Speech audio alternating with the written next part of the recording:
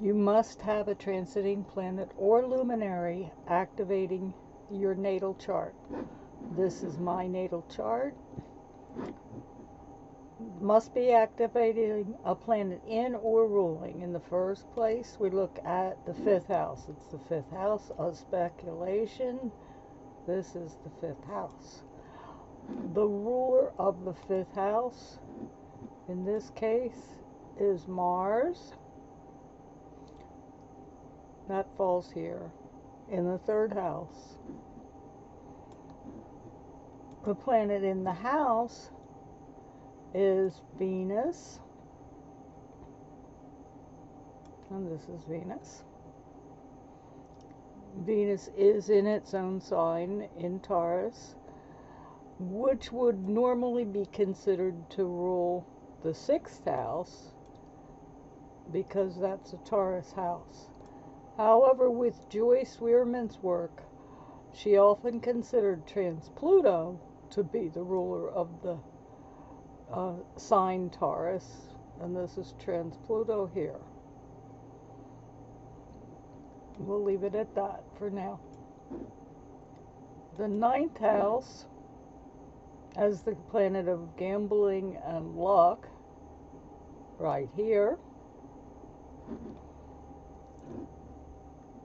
The ruler of the 9th house is the sun. You can't see that well, but that's the Leo sign. And so Leo is ruled by the sun. This is the sun. The sun sits right at the base of the chart, a little over 1.5 degrees from the nadir, and in very close opposition to Jupiter.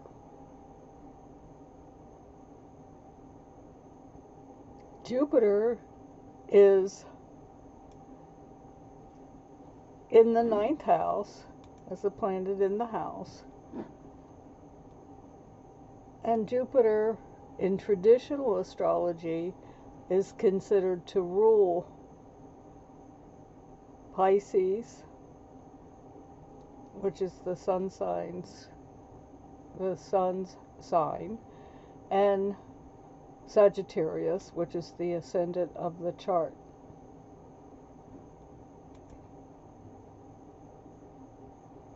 Another planet in the 9th house is Pluto, and Pluto may rule the 12th house, which most modern astrologers consider Pluto to rule Scorpio, though not all do. And in traditional astrology, Pluto is not considered to rule a sign. So we'll leave that there for now. In the 2nd house, this is the 2nd house. The 2nd house is a money house, and it's ruled by Saturn because the sign on the cusp is Capricorn. We find Saturn in another money house, the 8th house.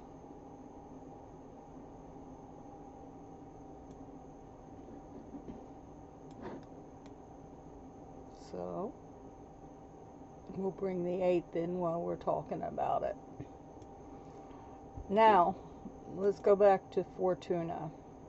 Fortuna is in the 2nd house. Almost direct opposition to the ruler of the 2nd house, Saturn, which falls in the 8th house. Also in the 2nd house is the South Node. And of course the South Node does not rule anything. Now the 8th house, which we already addressed, is ruled by the moon. This is Cancer on the 8th house cusp, and the moon is conjunct the ruler of the 5th house in the 3rd. Also in the 8th house is Saturn, which, as we said, rules the 2nd, and the North Node, which is always in direct opposition to the South. There's also the vertex. I'm not sure how to work with the vertex yet. We'll just leave it at that. And also trans-Pluto, which Joyce-Wehrman considered to be important in gambling planets. In gambling charts. The 11th here is considered to be important in gambling because of the circumstance or dreams, according to Joyce.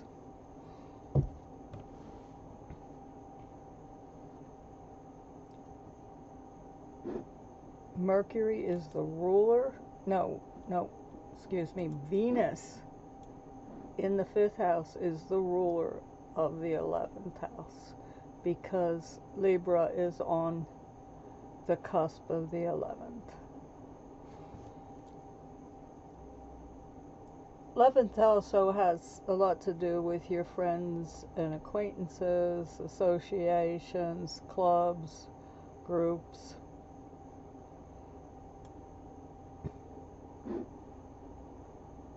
There are no other planets in it. Then the 10th, as the 2nd from the 9th, as Joyce refers to it, the 10th is ruled by Mercury, because Virgo is on the 10th house cusp, which means that Mercury is the ruler. Mercury is in the 5th house sign of Aries and in the 4th house.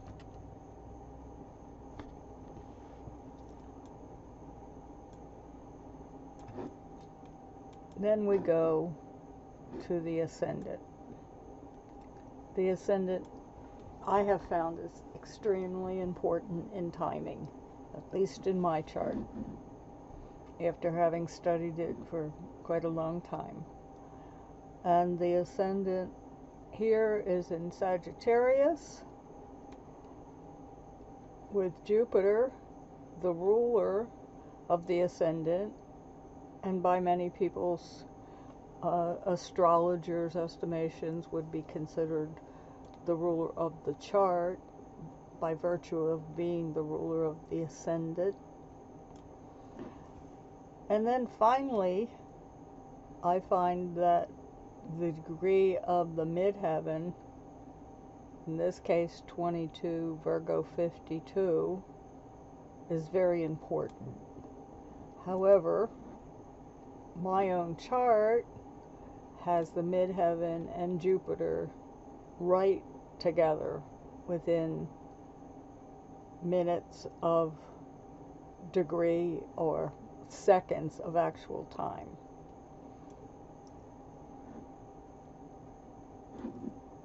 I made a note here that the ascendant ruler is Jupiter. It is elevated to the midheaven exactly by conjunction.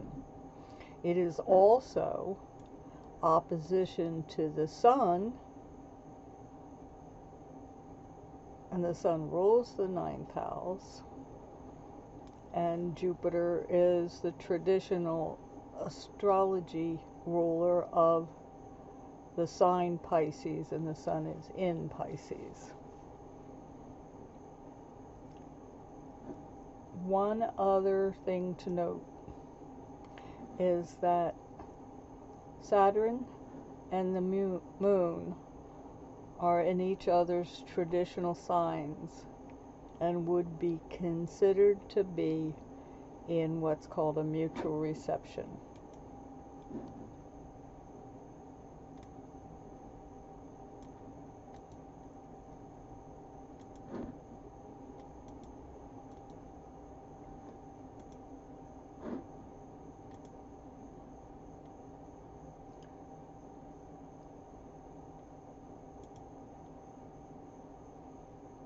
I'm not sure yet exactly how to use that, but it should be noted.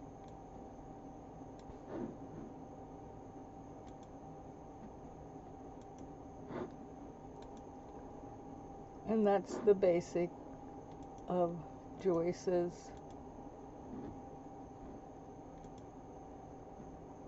hard-worked astrological timing theories.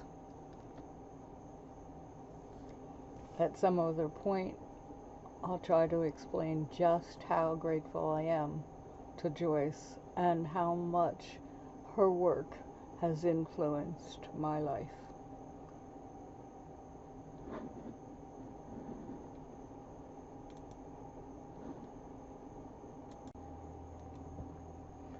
All right, I neglected Neptune, and I'd like to correct that right now.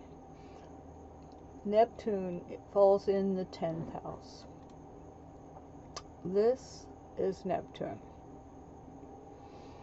Neptune, by modern astrologers, is considered to be the ruler of Pisces.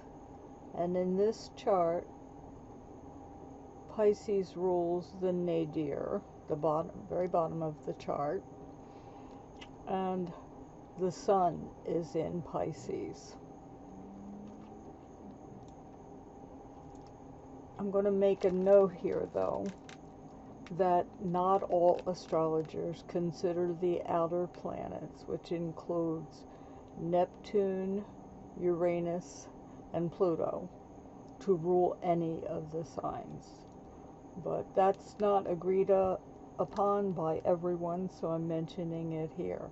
When I learned this system, when I learned Joyce's system, I used modern rulerships. So I'm teaching that here as I go along. Now let's move this arrow back to the midheaven, which was what I was trying to emphasize. I did want to make a little note, though. It's kind of funny because one of the things that Joyce speaks of is with Neptune, you must be careful when you're making a chart, because very often Neptune is going to be missed or misunderstood or cause some kind of illusion. In this case, I just plain guess I missed it. So now we addressed it. Again, thank you, Joyce. Thank you so much. And to those of you who have taken the time to look at this and try and understand what I was trying to get across, I hope that I was at least able to clear up the way I think for you. Thank you for listening.